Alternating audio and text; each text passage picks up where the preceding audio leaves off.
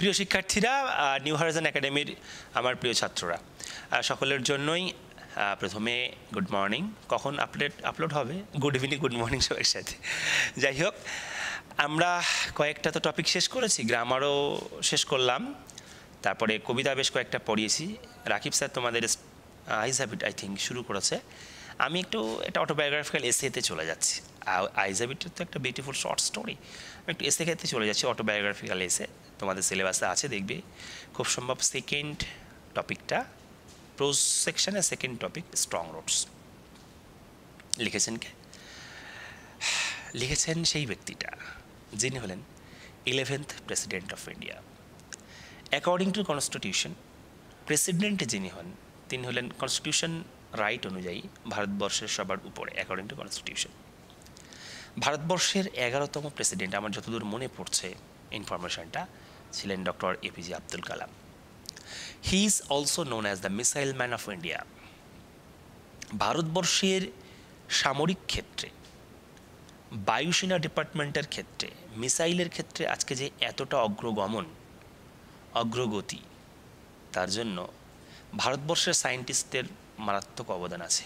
ইসরো তোমরা নাম শুনেছ, তো ইসরোর যে সায়েন্টিস্টদের অবদান আছে, তাদের মধ্যে যাদের অবদান আছে তাদের মধ্যে একজন অন্যতম প্রধান বলা যায় ডক্টর এপিজে আব্দুল কালাম। শুধুমাত্র কি ইঞ্জিনিয়ারিং শাস্ত্র, মিসাইল নিয়েই তার এত ওঠা বসা তাই নন, তাকে বলা হয় he is one of the greatest educationist of India. ভারতবর্ষের শিক্ষা জগতে, এডুকেশনের জগতে অনেকের অবদান আছে, তার মধ্যে উনি একজন অন্যতম প্রধান ব্যক্তিত্ব। এই মানুষটা জন্মগ্রহণ করেছিলেন 1931-এ, আর 2015 শিলংয়ে একটা বক্তৃতা দিতে গিয়ে সেখানে তিনি মৃত্যুবরণ করেন। আমাদের মিসাইল ম্যান, ভারতবর্ষের গর্ব। শুধুমাত্র ভারতবর্ষের গর্ব বলবো না, বিজ্ঞানের জগতে, বিজ্ঞানের চেতনার জগতে, বিজ্ঞানের আবিষ্কারের জগতে সমস্ত পৃথিবীর মানুষের কাছে তিনি ছিলেন সমাদৃত একটি ব্যক্তি। হ্যাঁ, ডক্টর এপিজে আব্দুল কালাম, আবুল ফাকির জয়নাল আবেদিন আব্দুল কালাম, যার পরিপূর্ণ নাম ছিল। দেখতে খুব ভালো ছিলেন তা নয়, ছোটোখাটো একটা ছেলে, rather undistinguished looks, black complexion, এরকম একটা ব্যক্তি ছিলেন। নিজের লাইফটা দিয়ে দিয়েছিলেন ভারতবর্ষের উন্নয়নের জন্য। লাইফে কখনো আই থিঙ্ক তিনি বিয়ে করেননি, এই আব্দুল কালাম। আজকে আমরা সেই আব্দুল কালামের অটোবায়োগ্রাফি পড়ব। What is autobiography? অটোবায়োগ্রাফি হচ্ছে নিজের জীবনে নিজে লেখা, বায়োগ্রাফি হচ্ছে জীবনী, আর অটোবায়োগ্রাফি হচ্ছে আত্মজীবনী, অর্থাৎ নিজের জীবনে নিজে লেখা। আব্দুল কালামের একটা অটোবায়োগ্রাফি আছে, সেটার নাম উইংস অফ ফায়ার। কী নাম বললাম? এটা ইম্পর্ট্যান্ট তোমাদের জন্য, এটা তোমরা নোট ডাউন করো। Wings of fire.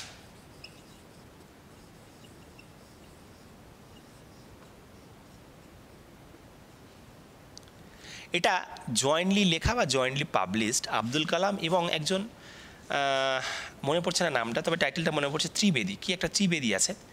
তো সেই ত্রিবেদী সাহেব এবং আব্দুল কালাম, এনারা দুজন মিলে লিখেছিলেন উইংস অফ ফায়ার। সেই উইংস অফ ফায়ারের প্রথম চ্যাপ্টার, প্রথম টপিক ছিল আজকের আমাদের টপিক, যেটার নামকরণ হচ্ছে স্ট্রং রুটস। স্ট্রং মানে তোমরা জানো, স্ট্রং মানে কি জানো? স্ট্রং মানে শক্ত, রুটস মানে শিকড়, শক্ত শিকড়। দেখো, এই কথাটা না খুবই গুরুত্বপূর্ণ একটা বিষয়। শক্ত শিকড়ের বিষয়টা খুব গুরুত্বপূর্ণ বিষয়, কারণ বলা হয় যার ভিত ভালো তার সব ভালো। কি বলা হয়? যার ভিত ভালো তার সব ভালো। সেই ভিত নিয়ে, স্ট্রং রুটস নিয়ে তিনি আলোচনা করেছিলেন। তার উইংস অফ ফায়ার যে অটোবায়োগ্রাফিক্যাল এসে, সে অটোবায়োগ্রাফিক্যাল এসের, অটোবায়োগ্রাফির একদম ফার্স্ট চ্যাপ্টারে তিনি তার নিজের সম্পর্কে অনেক কিছু আলোচনা করেছেন। আমরা যখন ডক্টর এপিজে আব্দুল কালাম মারা গেলেন, তখন 2015 যথেষ্ট বড়। তার আগে অনেক কথা শুনেছি, আনন্দবাজার পত্রিকাতে দেখেছি আব্দুল কালাম সম্পর্কে অনেক কিছু লেখা, মানে ভীষণ গরিব একটা ফ্যামিলি থেকে তিনি বিলং করেছেন, এইভাবে পড়াশোনা করেছেন, সেইভাবে পড়াশোনা করেছেন। কিন্তু যখন অ্যাজ আ টিচার আমি প্রথমে স্ট্রং রুটস পড়াই উইংস অফ ফায়ার, তখন আমার তখন পড়া হয়নি, এখন আমার পড়া আছে।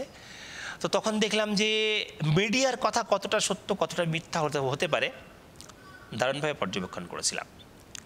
কারণ মিডিয়া বলছিল আব্দুল কালাম খুব পুয়ার ফ্যামিলি থেকে বিলং করতেন, কিন্তু এই গল্প যখন আমরা পড়ব তোমরা দেখতে পাবে আব্দুল কালাম কতটা পুয়ার ফ্যামিলি থেকে বিলং করতে তিনি নিজেই বলেছেন।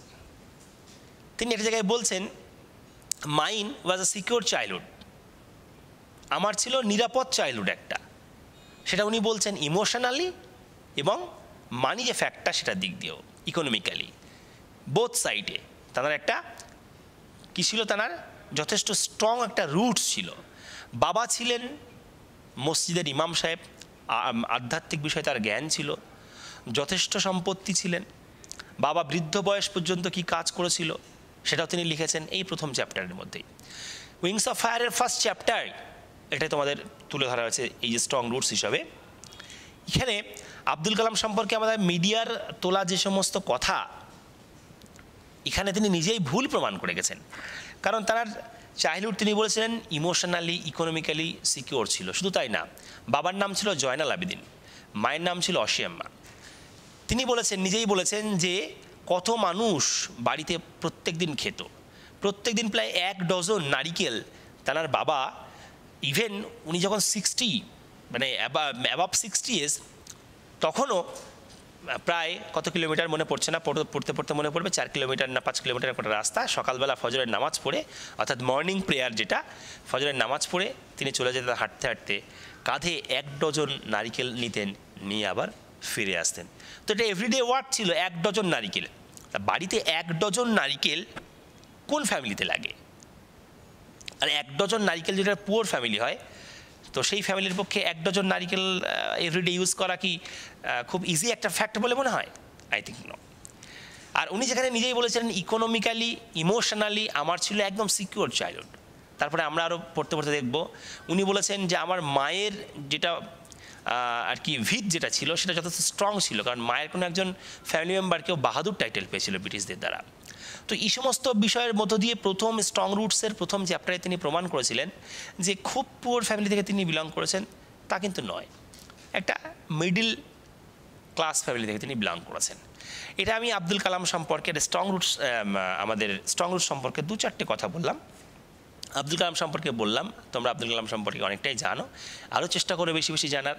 মানুষটার অনেক মানে অনেক কথা আছে। তিনি বলেছিলেন যে সেই স্বপ্নটাই স্বপ্ন যে স্বপ্ন তোমাকে ঘুমাতে দেয় না। তুমি ঘুমিয়ে ঘুমিয়ে দেখো যে স্বপ্ন, সেটা তো স্বপ্ন নয়, সেই স্বপ্নটাই স্বপ্ন যেটা তোমাকে ঘুমাতে দেয় না। রিয়েল ড্রিম তো এটাই। এরকম বহু বহু কথা আছে আব্দুল কালামের। মানে কি বলবো, একজন গ্রেটেস্ট সায়েন্টিস্ট, একজন গ্রেটেস্ট এডুকেশনিস্ট। আজকে আমরা আব্দুল কালামের অটোবায়োগ্রাফিক্যাল এসের উইংস অফ ফায়ারের প্রথম চ্যাপ্টার স্ট্রং রুট সম্পর্কে পড়ব। তোমরা আশা করি বই সবার কাছেই আছে, ক্লাস 12 যেহেতু, তোমরা বইটা খুলবে। আমি একটু দেখো, তোমরা এমনি নিজেরাই তো পড়ে নিতে পারবে বাড়িতে, মানে বই দেখে দেখে পড়ে নিতে পারবে। তবুও যেহেতু অনলাইন ক্লাস হচ্ছে, কিছু করার নেই, আমি একটু যতটা পারছি অল্প অল্প করে ব্যাখ্যা করে দেওয়ার চেষ্টা করব। একটা বা দুটো ক্লাসে, একটা ক্লাসে কি শেষ হবে, একটা বা দুটো ক্লাসে এটা কমপ্লিট করার চেষ্টা করছি। চলো বই খোলো। উনি বলছেন, I was born into a middle class Tamil family in the island town of Rameswaram. বললেন আই ওয়াজ বোর্ন, জন্মগ্রহণ করেছিলাম into a middle class Tamil family. কোথাও বলেছেন পুয়ার ক্লাস, প্রথমেই তিনি বললেন আমি জন্মগ্রহণ করেছিলাম একটা মিডল ক্লাস তামিল ফ্যামিলিতে।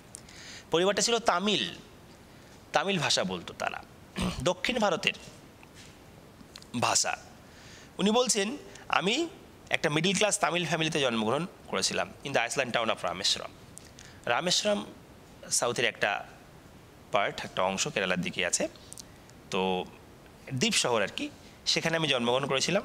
শহরের নাম ছিল রামেশ্বরম। একটা কথা বলি, আমি অনেকবারই বলেছি 11/12 ইংরেজিতে 90+ হামেশা পাওয়া যায়। হামেশা তোমাকে বারবার টেক্সট পড়তে হবে, বারবার প্রত্যেকটা ওয়ার্ড খুঁটিয়ে খুঁটিয়ে পড়তে হবে এবং মুখস্থ করে ফেলতে হবে। প্রত্যেকটা লাইনে কোয়েশ্চেন, এই উইংস অফ ফায়ারের প্রত্যেকটা লাইনে MCQ, প্রত্যেকটা লাইনে MCQ, বারবার, একবার দুবার নয়, অন্তত 20 বার 50 বার পড়ে পড়ে পড়ে প্রত্যেকটা লাইন মুখস্থ হয়ে যাবে, এটা মাথায় রাখবে, খুঁটিয়ে খুঁটিয়ে পড়ো।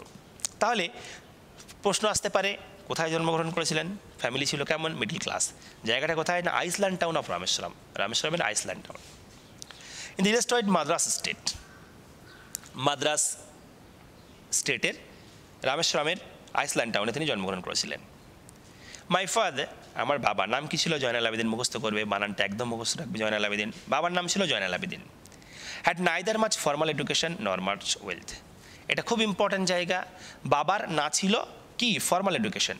ফর্মাল এডুকেশন মানে প্রথাগত শিক্ষা, দ্যাট মিনস আমরা যে শিক্ষা গ্রহণ করছি এই শিক্ষা বাবার ছিল না। নর মাচ ওয়েলথ, এই যে বলেছেন মিডিল ক্লাস। মাচ ওয়েলথ মানে তো প্রচুর সম্পত্তি, মানে হায়ার ক্লাস, মানে ইকোনমিক্যাল দিক দিয়ে হায়ার ক্লাস, তাই না? আমি এখানে কাস্টের বিচার করিনি, কিন্তু ইকোনমিক্সের দিক দিয়ে বলছি। ইকোনমিক্যাল দিক দিয়ে হায়ার ক্লাস তিনি ছিলেন না, পুয়ার ক্লাস ছিলেন না, ইকোনমিক্যাল দিক দিয়ে তিনি মিডল ক্লাস ছিলেন। বলছেন কি মিডল ক্লাস যেহেতু ফ্যামিলি ছিলেন, তাই বলছেন নর মাচ ফর্মাল এডুকেশন নর much wealth, neither much formal education নর মাচ ওয়েলথ।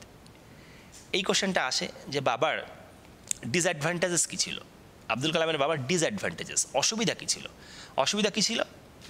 না নাইদার মাচ ফর্মাল এডুকেশন নর মাচ ওয়েলথ, না ছিল ফর্মাল এডুকেশন বেশি, না ছিল ওয়েলথ, এটা ছিল ডিসঅ্যাডভান্টেজেস, অসুবিধা বাবার।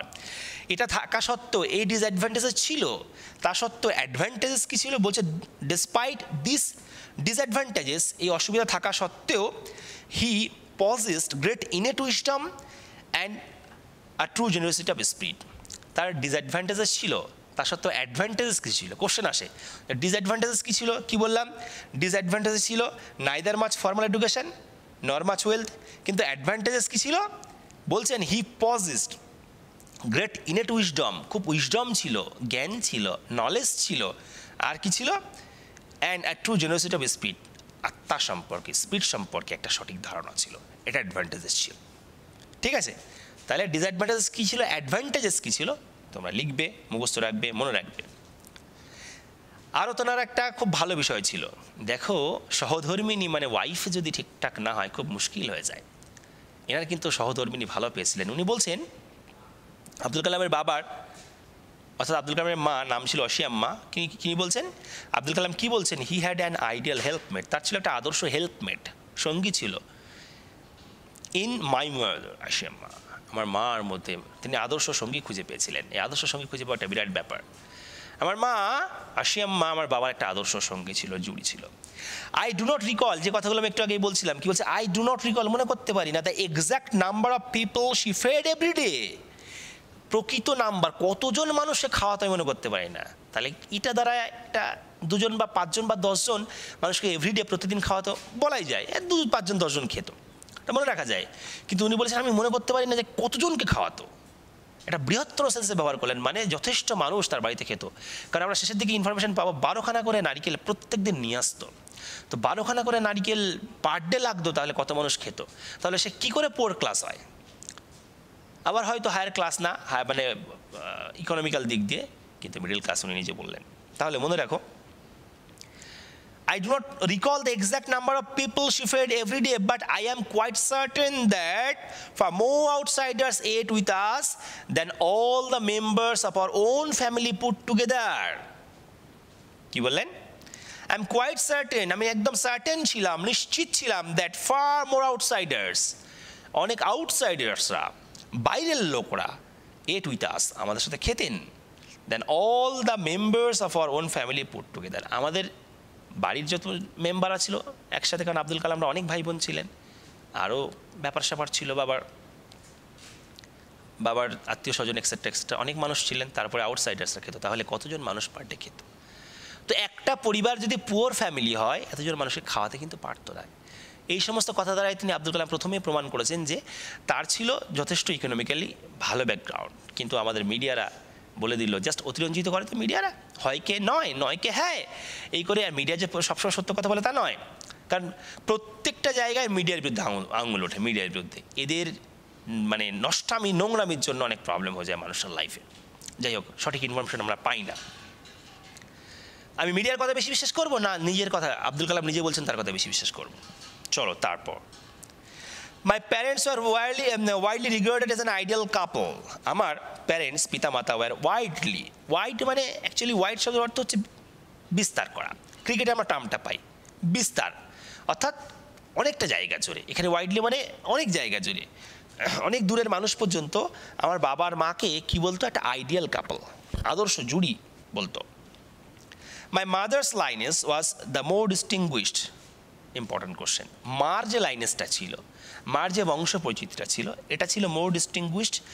কারণ কি না, one of our forebears having been bestowed the title of Bahadur by the British. কারণ তার একজন ফোরবিয়ার্স মানে পূর্বসূরি, তাই তো? পূর্বসূরি বলে না উত্তরসূরি বলে? হ্যাঁ, আই থিঙ্ক পূর্বসূরি বলে। তো ফোরবিয়ার্স, মার একজন ফোরবিয়ার্স ছিলেন, পূর্বসূরি, যিনি having been bestowed the title of Bahadur by the British. ব্রিটিশরা তার পূর্বসূরিকে বাহাদুর টাইটেল দিয়েছিলেন। বাহাদুর কাকে টাইটেল দেয়? যে মানে খুব কি বলবো, ভালো কাজ করেছে, যে খুব সাহসী একটা মানুষ, এরকম কাউকে বাহাদুর টাইটেল দেওয়া হয়। তো তার পূর্বসূরি ব্রিটিশরা তাকে বাহাদুর টাইটেল দিয়েছিল। এই জন্য না, আমার মায়ের লাইনেসটা বাবার থেকে অনেক ভালো। আমার মায়ের লাইনেসটা more distinguished than my father, Abdul Kalam বলছে। তারপর দেখো, I was one of many children, আগেই বলেছি। এবার আব্দুল কালাম তার নিজের বর্ণনা দিচ্ছেন, খুব ইম্পর্ট্যান্ট, প্রত্যেকটা লাইন ইম্পর্ট্যান্ট, যেগুলো আমি বলে দিচ্ছি। I was one of many children, অনেক বাচ্চা তো ছিল, তার মধ্যে আমি একজন। আর শর্ট বয়, কেমন দেখতে ছিল আব্দুল কালাম? শর্ট ছিলেন, তোমরা দেখে থাকবে ফটোতে। উইথ রেদার আনডিস্টিংগুইশড লুকস, আমার যে খুব ভালো দেখতে ছিলাম তা কিন্তু না, আনডিস্টিংগুইশড লুকস, ডিস্টিংগুইশড ছিল না, কেমন একটা ছিলাম আর কি। বর্ন টু টল আর হ্যান্ডসাম প্যারেন্টস, তোমার বাবা মা কেমন ছিল? টল, লম্বা। আমি ছিলাম বেটে, বাবা ছিল লম্বা, মা ছিল লম্বা, হ্যান্ডসাম, তারা খুব সুন্দর দেখতে ছিল, কিন্তু আমি ওরকম ছিলাম না। We lived in our ancestral house, আমরা আমাদের পূর্বপুরুষদের বাড়িতে থাকতাম। অ্যানসেস্ট্রাল হাউস, পূর্বপুরুষদের বাড়ি, অর্থাৎ এমন বলতে পারো তোমরা যে আমার দাদুর বাড়ি আমার বাবা পেয়েছে, আমার বাবার বাড়ি আমি পেয়েছি, এরকম আর কি, পূর্বসূরীদের, এই পূর্বপুরুষদের বাড়ি আর কি। যাই হোক, এটা খুব ইম্পর্ট্যান্ট, একদম মুখস্থ করে ফেলবে। Which was build in the middle of 19th century, বাড়িটা কখন তৈরি করা ছিল না, 19 শতকের মধ্যবর্তী পর্যায়ে। 19 শতকের মধ্যবর্তী পর্যায়ে বাড়িটা তৈরি করা হয়েছিল। ধরে না, ওই হয়তো 1940 এরকম হবে, 19 শতক 20 শতক তো না, 1800 সালের মধ্যবর্তী পর্যায়ে আর কি, 50 এরকম সময় আর কি। এরকম 19 শতকের মধ্যবর্তী পর্যায়ে বাড়িটা মেড হয়েছিল। এটা তো 20th সেঞ্চুরি চলছে, 19 শতক বলতে হ্যাঁ 20 শতক 21 শতক। যাই হোক, ইনফরমেশনটা আমি 19 মানে শতকটা ভুলে যাচ্ছি, কোনটা কি শতক বলে আমি তোমাদেরকে পরবর্তীকালে বলে দেবো। ইট was a fairly large pucca house, আসলে সবসময় সব কিছু মনে আসে না, শতকটার হিসেবটা ভুলে যাচ্ছি আমি। ইট was a fairly large pucca house, বাড়িটা বেশ ইম্পর্ট্যান্ট, কারণ এটা ছিল বড় একটা পাকা বাড়ি। সে সময় পাকা বাড়ি পাওয়া কিন্তু চাপের ছিল, তাই না? যদি পুয়ার ফ্যামিলি থেকে হতো, পাকা বাড়ি পাওয়াটা অনেক চাপের ছিল। ইনি বলছেন এটা ছিল, it was a fairly large pucca house made of limestone and brick, কী দিয়ে তৈরি? চুনসুরকি আর ইট দিয়ে তৈরি একটা বড় পাকা বাড়ি ছিল। On the mosque street in Rameswaram, প্রত্যেকটা কথা ইম্পর্টেন্ট। কোথায় ছিল? অন দ্য মস্ক স্ট্রিট, রামেশ্বরমের যে মসজিদ সংক্রান্ত রাস্তা, মস্ক স্ট্রিটে ছিল। My austere father used to avoid all inessential comforts আর লাক্সারিস, আমার অস্টার ফাদার, আমার ধর্ম সংক্রান্ত জ্ঞানী বাবা, তিনি কি করতেন? ইউজ টু অ্যাভয়েড, তিনি অ্যাভয়েড করতেন। কি অ্যাভয়েড করতেন? অল ইনএসেনশিয়াল কমফোর্টস, অপ্রয়োজনীয় কমফোর্ট যেগুলো প্রয়োজন নেই। যেমন আমার একটা ফোন আছে, এরপরে আমি আরও দুটো ফোন কিনলাম, এটা কি আমার প্রয়োজন? একটা ফোন আমার প্রয়োজন, কিন্তু বাকি দুটো ফোন প্রয়োজন না, তাই না? এই যে ইনএসেনশিয়াল কমফোর্টস তিনি কি করতেন, এবং লাক্সারি যেটা ছিল এটা তিনি পছন্দ করতেন না। ইনএসেনশিয়াল কমফোর্ট অর্থাৎ অপ্রয়োজনীয় জিনিস তিনি পছন্দ করতেন না। কিন্তু ভালো করে দেখো, কি পছন্দ করতেন না, এটা question. Inessential comforts and luxuries, কিন্তু পছন্দ করতেন কি, কি দিতেন? দেখো, however all necessities were provided for, কিন্তু প্রয়োজনীয় যেগুলো, কোনগুলো প্রয়োজন, মানুষের প্রয়োজন কোনগুলো? অন্ন, বস্ত্র, বাসস্থান, এটা প্রয়োজনীয়, এটা কিন্তু তিনি দিতেন। কি দিতেন? But all necessities were provided for in terms of food, খাবারের ক্ষেত্রে, মেডিসিন, ওষুধের ক্ষেত্রে, ক্লদিং, পোশাকের ক্ষেত্রে, এগুলো প্রয়োজনীয়, এগুলো তিনি দিতেন, কিন্তু ইনএসেনশিয়াল কমফোর্ট তিনি পছন্দ করতেন না। ইনফ্যাক্ট আই উড সে, আমি বলতে পারি একদম, দেখো যে কথা আমি আগেই বলছিলাম, mine was a very secure childhood. আমার ছিল একদম ভেরি সিকিউর, শুধু সিকিউর না, সিকিউর তো একটা অ্যাডজেক্টিভ, নিরাপদ, তার আগে ভেরি, আরও সিকিউর। আমার ছিল mine secure childhood, materially and emotionally, material দিক দিয়ে আবার ইমোশনাল দিক দিয়ে, অর্থাৎ অর্থনৈতিক পদার্থগত দিক দিয়ে আবার মানসিক দিক দিয়ে। বাবা মা ভালো ছিল, মানসিক অবস্থা ভালো ছিল, অর্থনৈতিক অবস্থা আমার যথেষ্ট ভালো ছিল। তাই তিনি বললেন, ইনফ্যাক্ট আই উড সে, আমি বলতে পারি, mine was a very secure childhood, materially and emotionally. আশা করি তোমরা যতটুকু পড়ালাম বুঝতে পেরেছো। পরের ক্লাসে আমাদের বাকি পাঠটা হবে, ততক্ষণ ভালো থাকো।